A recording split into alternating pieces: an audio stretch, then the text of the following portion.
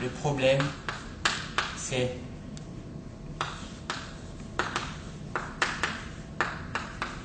qu'est-ce que le dual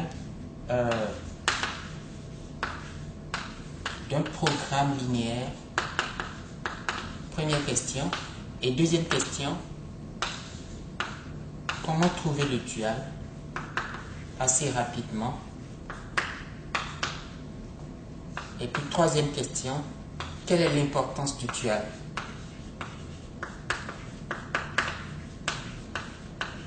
Quelle est l'importance du dual? Donc c'est à ces trois questions que nous allons essayer de répondre. Et je vais partir d'un exemple. L'exemple, le voici. J'ai un programme linéaire qui consiste à maximiser une fonction objective ou une fonction économique qui vaut 6x1 plus 5x2 sous les contraintes suivantes: x1 plus x2 inférieur ou égal à 5, 3x1 plus 2x2 inférieur ou égal à 12, et les contraintes de non-négativité, de positivité, x1, x2 supérieur ou égal à 0. Alors, je vais appeler primal ce programme linéaire initial. Je prends un exemple et je pose un programme linéaire qui consiste à maximiser une fonction objective qui s'écrit 6x1 plus 5x2 sous les contraintes x1 plus x2 inférieur ou égal à 5 et puis 3x1 plus 2x2 inférieur ou égal à 12 et puis x1 et x2 supérieur ou égal à 0.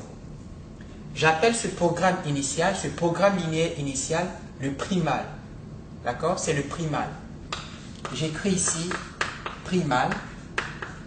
Et ce que j'entends par là, c'est le programme linéaire initial ou original, si vous voulez. Le programme linéaire initial ou original que je me suis donné, c'est le primal, je l'appelle primal. Et on va appeler dual le programme linéaire qu'on va construire à partir de ce programme linéaire initial, donc à partir du primal. En observant ce programme linéaire, cet exemple, ce primal, je constate qu'il a deux contraintes. Il a deux contraintes, une contrainte, deux contraintes. Et pour cette raison, je vais introduire deux variables, d'accord? Je vais introduire deux variables qui vont correspondre à chacune des contraintes du primal. Et ces variables seront non négatives, seront positives comme les variables du primal. Donc j'introduis les deux variables. Je dis soit y1 et y2, deux variables, je les appelle variables de décision parce qu'on est en programmation linéaire. Vous voyez que x1 et x2 sont les variables du programme linéaire primal de ce programme linéaire. Ce sont les variables de décision. Et y1, y2, ces variables que je suis en train d'introduire maintenant, seront les variables de décision pour un autre programme linéaire qui sera appelé le dual de ce primal, ou le dual associé à ce primal.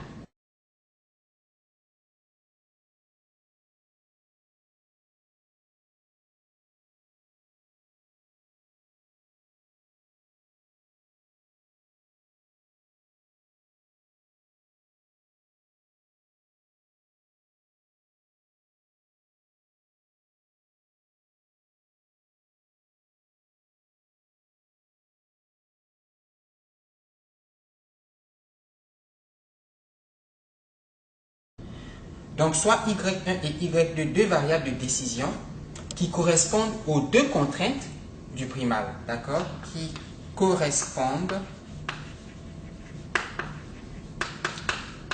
aux deux contraintes du primal. Donc, la première remarque ici, c'est y1 et y2 ont été introduites en nombre égal au nombre de contraintes du primal. Si j'avais donné un exemple plus compliqué où il y avait 1, 2, 3, 4, 5, 6, 7 contraintes, alors il m'aurait fallu introduire y1, y2, y3, y4 jusqu'à y7 variables de décision pour le dual. Okay? Mais j'ai deux contraintes, donc j'introduis simplement y1 et y2. y1 supérieur ou égal à 0 et y2 supérieur ou égal à 0 comme les variables du primal. Donc y1 et y2 qui ont été introduits de façon tout à fait arbitraire, mais en nombre égal au nombre de contraintes du primal, sont non négatives. Ces variables sont non négatives. Et vous demandez, mais qu'est-ce qu'on va faire avec ces deux variables? Eh bien, vous allez voir. Donc, je prends les deux contraintes du primal. j'ai x1 plus x2 inférieur ou égal à 5 et 3x1 plus 2x2 inférieur ou égal à 12. On va multiplier cette inéquation par la variable y1 et multiplier celle-là par la variable y2. Donc, multiplions cette inéquation, ce qui signifie multiplier chaque membre de l'inéquation par la variable y1. Et puis, on va multiplier aussi chaque membre de cette inéquation par la variable y2. Si on fait ça, alors, on a y1 fois x1 plus x2 inférieur ou égal à 5y1. Et puis y2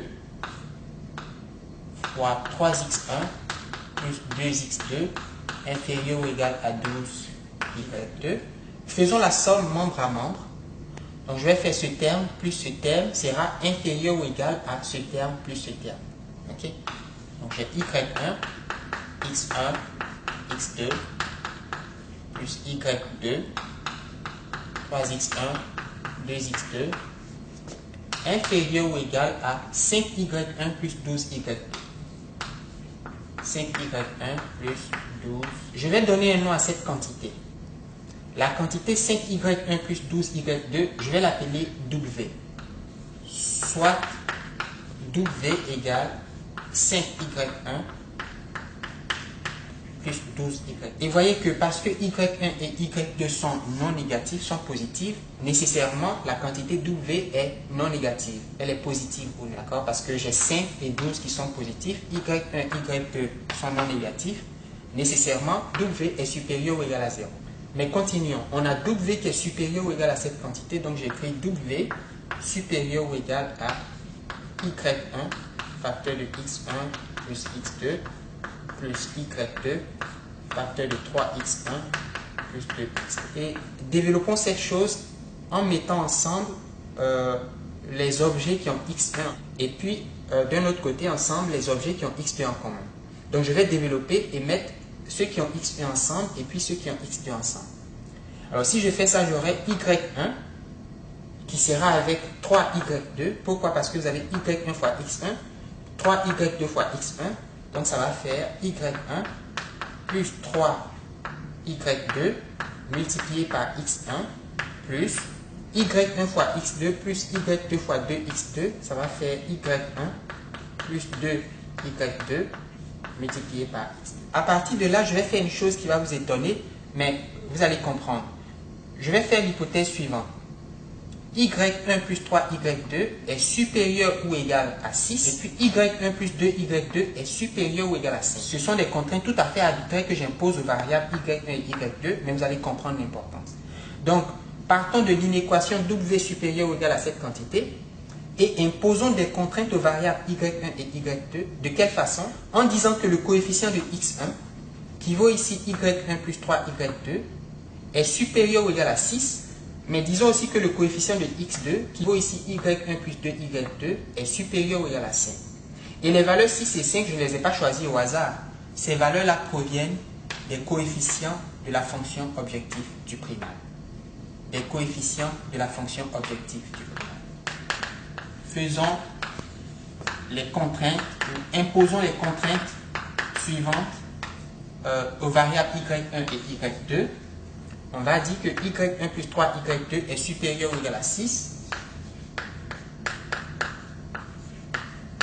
Et puis y1 plus 2y2 est supérieur ou égal à 5.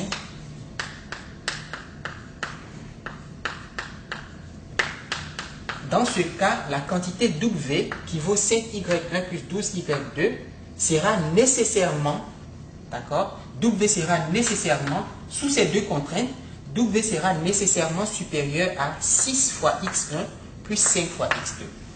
Donc, à 6 fois x1 plus 5 fois x2. W, nous le savons, est supérieur ou égal à cette quantité. Mais cette quantité est supérieure ou égale à 6x1 plus 5x2. Donc, par transitivité, W est supérieur ou égal à 6x1 plus 5x2. Et cela repose sur les deux contraintes que nous avons posées. Nous avons imposé des conditions, des contraintes aux variables y1 et y2 qui ont été introduites ici et qui sont non négatives. Et je rappelle que j'en ai introduit deux parce que le primal n'a que deux contraintes. Mais cette quantité, c'est Z, n'est-ce pas? Donc, sous ces contraintes, on peut dire que W est supérieur ou égal. Alors, W est supérieur ou égal à Z sous ces contraintes. Et à partir de là, les choses deviennent intéressantes. Faisons un dessin pour mieux voir. Donc, ici, j'ai 0. Supposons qu'ici, j'ai Z.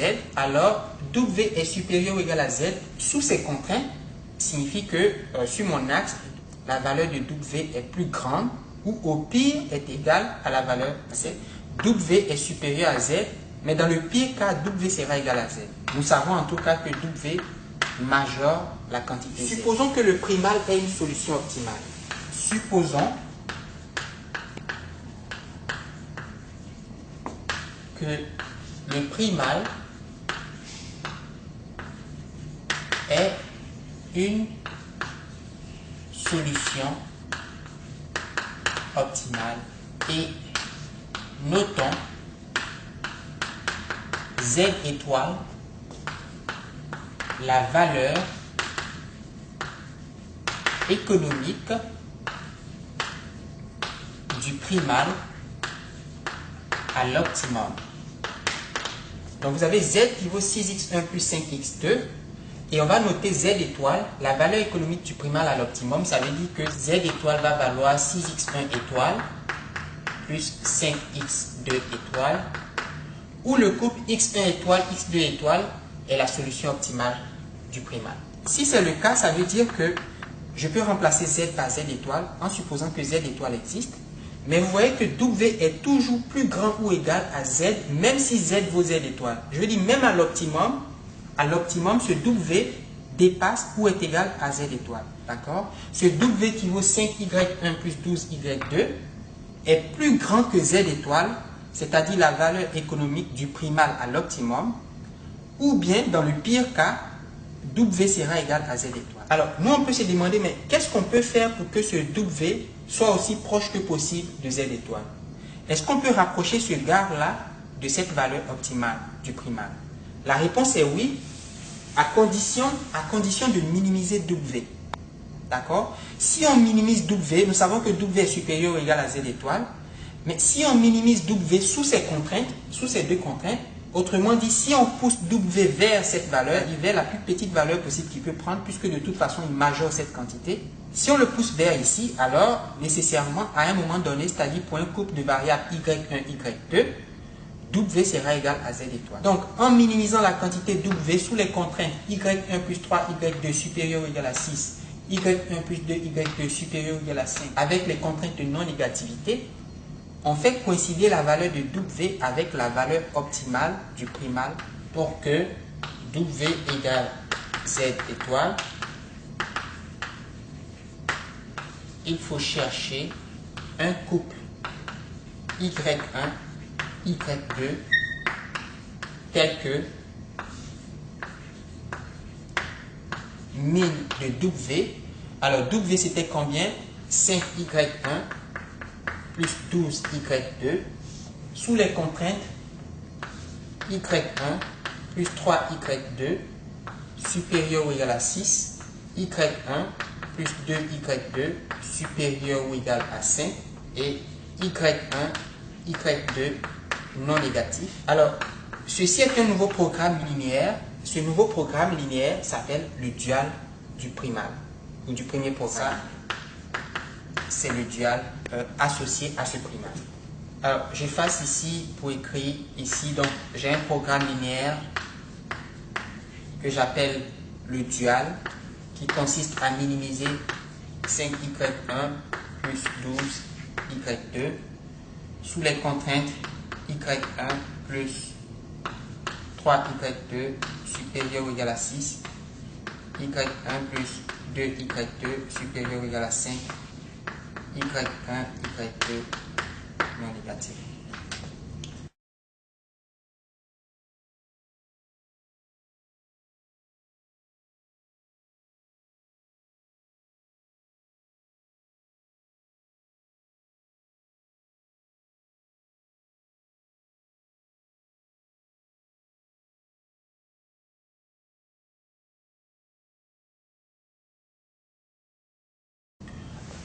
je voudrais faire un certain nombre de remarques par rapport au dual, à ce programme linéaire qu'on a introduit d'une manière assez simple quand même.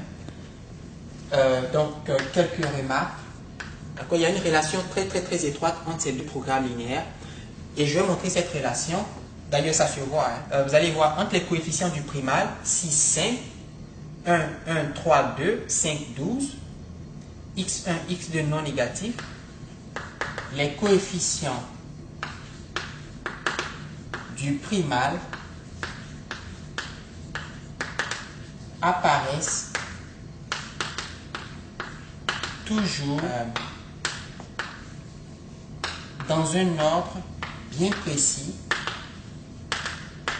dans le dual. Donc la première remarque, c'est que les coefficients du primal apparaissent toujours, mais dans un ordre bien précis. Donc il faut trouver cet ordre dans le dual. Alors reprenons notre exemple. On veut maximiser z égale à 6x1 plus 5x2. Les coefficients 6 et 5 apparaissent comme étant les coefficients du second membre dans les contraintes, dans les inéquations du dual. Vous voyez ici, j'ai 6 et 5 qui sont les coefficients de la fonction objective du primal. Et quand je regarde les coefficients du second membre du dual, je vois apparaître 6 et 5. Ok. Première remarque. Deuxième chose, les coefficients 5 et 12, qui sont les coefficients du second membre du primal, apparaissent comme étant les coefficients de la fonction objective ou de la fonction économique du dual. Donc j'ai 5 et j'ai 12, mais regardez, je veux minimiser quoi? W égale à 5, 5y1 plus 12y2.